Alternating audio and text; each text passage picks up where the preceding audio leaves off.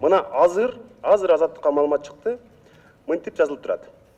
Кыргызстанга борбордук Америкадагы Белиз өлкөсүнөн келди делген документтердин бирине кол койгон жергиликтүү адвокат Райан Вробелдин Вробел Co компаниясынын өкүлү Виани Солис Бишкекке эч кандай документ жөнөтүлбөгөнүн Азаттыкка билдирди дейт. Адвокат Вробел документтерди нотариалдык жактан гана күбөлөндүргөнүн айтты дейт. Биз Кыргызстанга эч кандай документ жөнөтүшүбүз мүмкүн дагы эмес деп ушинтип айтыптыр. Буга кандай дейсиз? То, что направил, о том, кто направил эти документы, мы сейчас не можем сказать, но вот Алмамбет Насырканович тоже поднял этот вопрос, что секретарь Верховного суда, отвечая на вопрос Азатыка, сказал, что не отвечает за содержание того документа, который был апостилирован. Это действительно так. И в нашем законодательстве точно так же. Он удостоверяет только верность подписи нотариуса, который нотариально удостоверил те документы, которые сюда пришли.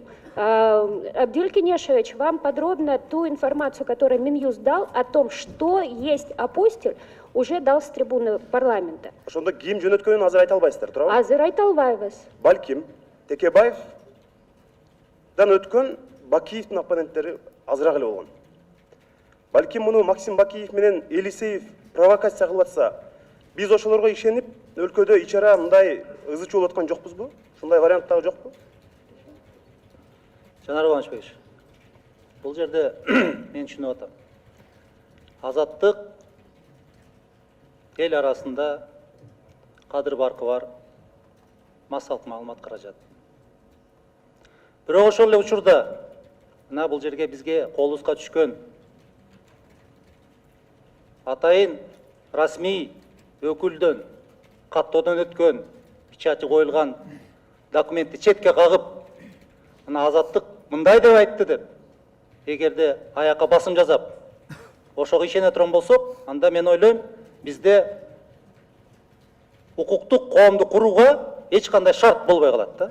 Мен ачык эле айтайын. Жанар Кубанычбекович, сиз Азаттыкта көп жыл иштедиңиз. Мүмкүн баягы кесипкөй мамиле кылып, аларда жан тартып атасыңар. Бирок силер азыр бүгүн парламенттин депутатысызбы? Депутат болуп отурасыз. Элдин кызматында туруп атасыз. Ошондуктан өткөн кеткен заманды унутуп, өткөн кеткен заманды унутуп. Азыр калыс болуңуз. Калыс болуңуз. Тилекке каршы сиз айткан маалыматты мен азыр ала элек экенмин, мен азыр карап көрөм интернеттен. Бул бир. Экинчиси, эмнегедир бүгүн жогорку кеңеште талкуулоо ушул бир гана документке келип байланып калды да. Менде суроо башкача болот эле. Кеңири карасак.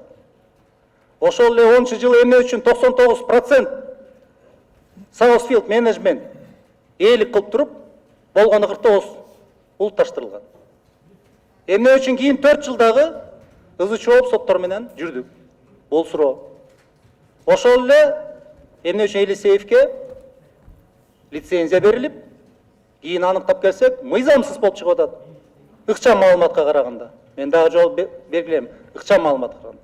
Давайте комплекстүү карайлы. Эгерде мына айтып атпайсыңарбы?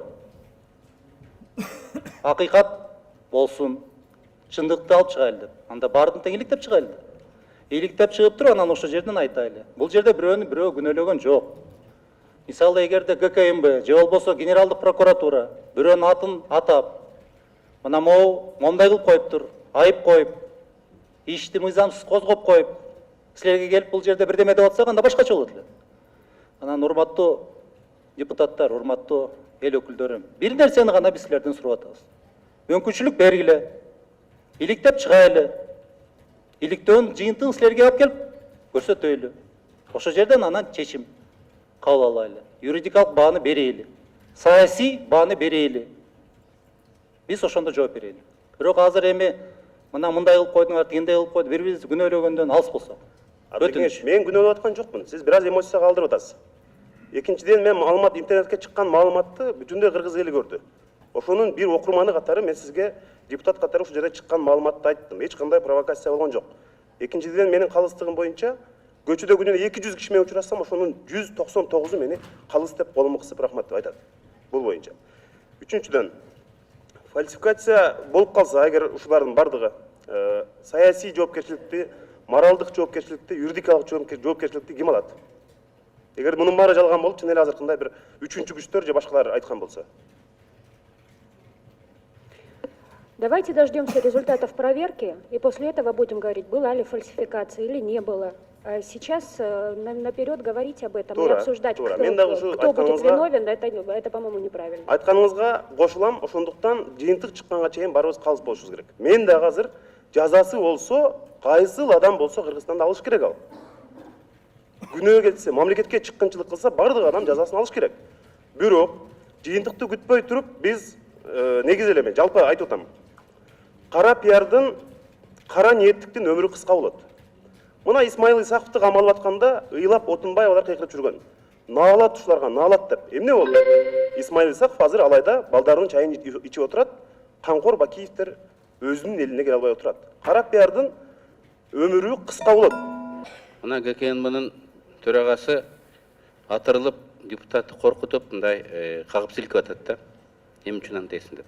Анда сиз андай мүмкүнчүлүктү мындай бербешиңиз керек.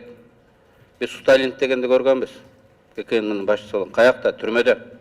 Ген прокурорун сатып алдык дегенди көргөнбүз. Каякта? Түрмөдө.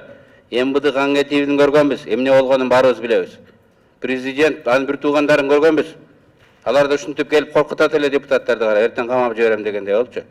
Эми башка бир Минсоструд айтса дагы, президенттин өкүлү айтса дагы нормально мындай түшүнсө болот. Анан статусу, мүмкүнчүлүгү болуп туруп, Абдил жанагындай сүйлөгөн туура эмес. Ал угроза катары, кысым көргөзүү катары кабыл алынат.